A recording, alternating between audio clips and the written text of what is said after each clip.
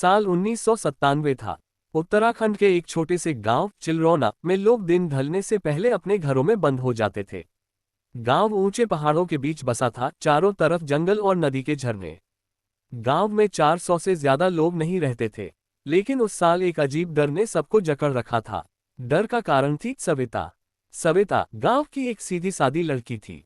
उसे पहाड़ों से प्यार था, पेड़ों से बातें करना पसंद था और अकेले झरनों के पास बैठकर गाना गाना भी। लेकिन 3 महीने पहले जब वह जंगल में लकड़ियां लेने गई, तो वो 3 दिन तक गायब रही। जब वापस आए तो सब कुछ बदल चुका था। सविता के लौटने की रात को गांव में एक भयंकर आंधी चली। लोग अपने दरवाजे बंद करके भीतर छुपे थे। और ठीक उसी रात पंडित बलराम, जो गांव का सबसे ज्ञानी और आध्यात्मिक व्यक्ति माना जाता था, अपने घर में मृत पाया गया।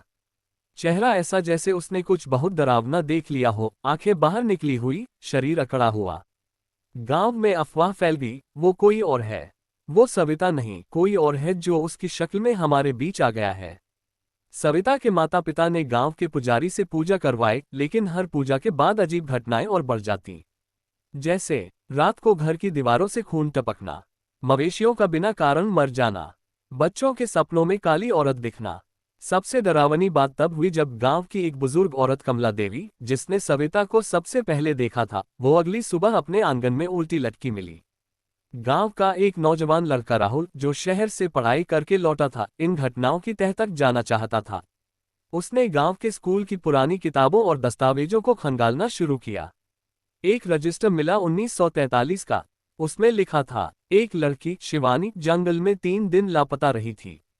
लौटने के बाद पूरे गांव में मौतों का सिलसिला शुरू हुआ। अंत में उसे जिंदा जला दिया गया। राहुल चौंक गया, क्या ये वही कहानी दोहराई जा रही है? राहुल ने तय किया वो सविता से अकेले मिलेगा। वह रात को उसके घर गया। सविता एक कोने में बैठी थी, पूरी तरह शांत। उसका चेहरा पहले जैसा ही था, लेकिन उसकी आंखें एकदम ठंडी, जैसे उनमें कोई आत्मा नहीं बची थी। राहुल ने पूछा, तुम जंगल में कहाँ थी सविता? मंदिर की वह रात गांव की यादों में बस गई। सविता की चीख, दियों का बुझना और छत पर दिखी वो परछाई, सब कुछ एक डरावनी फिल्म जैसा लग रहा था। लेकिन ये कोई फिल्म नहीं थी, ये हकीकत थी। सविता को उसके घर वापस भेज दिया गया, लेकिन पंडित राजीव ने हिदायत दी, सूरज डूबने के बाद इसके कमरे के पास मत जाना। दरवाजे पर हनुमान चालीसा का पाठ चलाते रहना। कमला देवी ने वैसा ही किया। लेकिन एक रात उनके कमरे की दीवार से किसी ने खटखट करना शुरू किया। कमला देवी ने समझा कि शायद चूहा होगा, लेकिन जब खटखट हर रात एक ही समय पर होने लगी, रात के ठीक 3:03 बजे, तब उन्हें शक हुआ। राजीव को बुलाया गया। राजीव ने दीवार पर हाथ रखा और फिर बोला, उद्धरण चिन्ह, इस दीवार के पीछे कुछ बंद है, कोई आत्मा नहीं, कोई याद नहीं, कुछ और है। राजीव ने उस दीवार को तोड़वाने का सुझाव दिया, लेकिन सविता को जैसे इसकी भनक लग गई थी। राजीव अगली सुबह मजदूरों को लेकर आया। जैसे ही पहली ईंट निकाली गई, सविता घर से गायब हो गई। गांव के हर कोने में उससे ढूंढा गया, जंगल, नदी, मंदिर, सब जगह। और फिर गांव के पुराने कुएं के पास एक लड़की बैठी मिली। उसके बाल बिखरे हुए थे, शरीर पर चोटों के निशान और आंखें बंद थीं। राजीव पास गया तो सविता की आंखें खुली, पर आवाज किसी और की थी। मैंने कहा था दीवार मत तोड़ो। दीवार के पीछे एक पुराना संदूक मिला। उसमें सड़ी गली किताबें, एक लाल रंग की साड़ी और एक छोटी सी गुड़िया थी, जिसकी आंखें काली हो चुकी थीं। राजीव ने बताया कि यह सामान उस पुरानी सविता का था, जिसे 100 साल पहले जलाया गया था।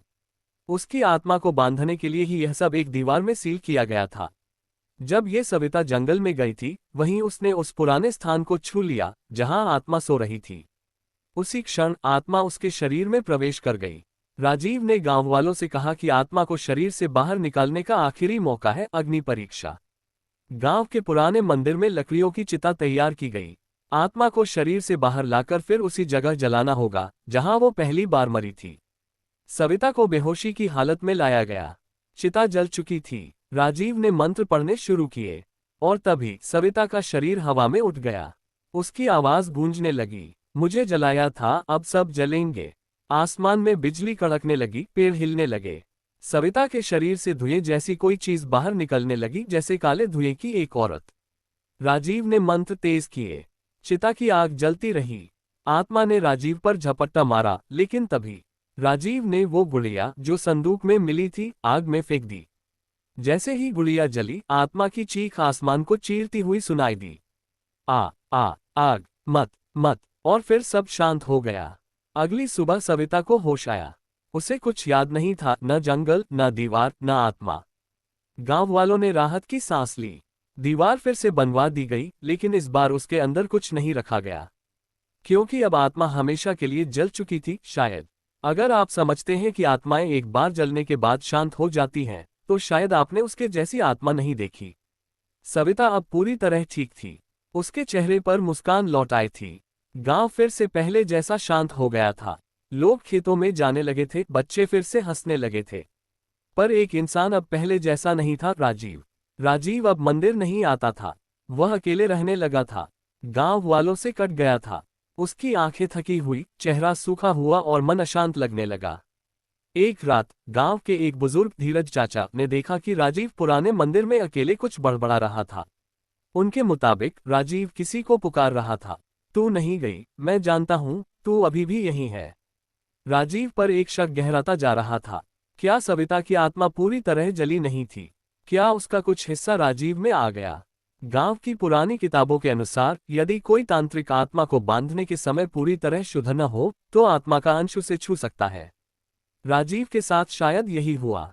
कमला देवी, सविता की मां, को एक रात नींद नहीं आई। खिड़की से बाहर देखा तो राजीव के कमरे की बत्ती जल रही थी। पर वो अकेला नहीं था। एक औरत की परछाई खिड़की के पास खड़ी थी। लंबे बाल, सफेद साड़ी और पैर नहीं थे। कमला देवी चीख पड़ी। गांव वाले दौड़े, पर जब सब राजीव के घर पहुंचे, वहां कोई नहीं था। राजीव के कमरे से एक फटी हुई डायरी मिली। मैंने सोचा था कि मैंने उसे खत्म कर दिया, पर वो मेरे ख्वाबों में, मेरी छाया में, मेरे साए में अब भी मौजूद है। कल रात मैंने खुद को आईने में देखा और वहां मैं नहीं था। गांव में अब फिर अजीब घटनाएं होने लगीं। एक बच्ची ने कहा, राजीव अंकल दीवार में छुपे हैं। रात में लोग खिड़की के बाहर किसी लड़की के गाने की आवाज सुनते। और एक रात, सविता की शादी के ठीक एक दिन पहले, सब कुछ बदल गया। सविता की शादी तय हुई थी एक अच्छे लड़के, विनोद से। सभी बहुत खुश थे। शादी की रात सब लोग खाना खा रहे थे।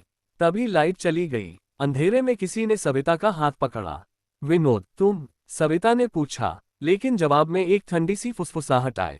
मैंने कहा था ना, मैं लौटूंगी। लाइट आई और सविता के हाथ पर जलने का निशान था। राजीव मरा नहीं था। उसने खुद को बंद कर लिया था एक पुराने मंदिर की गुफा में। वह वहां काले तंत्र के जरिए आत्मा को खुद में समाहित करने की कोशिश कर रहा था। उसका मकसद आत्मा को पुनः जीवित करना। क्यों? क्योंकि वो आत्मा राजीव से प्रेम करती थी। 100 साल पहले जब वह लड़की सविता मारी गई, तब वह राजीव का ही पूर्व जन्म था। उसने उसे बचाने की कोशिश की थी। राजीव ने आत्मा को बुलाया और कहा, अब लौट चलो, समय पूरा हो चुका है, मैं फिर से अकेला रह लूंगा। उस रात गुफा से रोशनी उठी, गांव की ओर हवा दौड़ी, और फिर सब शांत हो गया। राजीव की लाश एक सप्ताह बाद मिली मुस्कुराते हुए।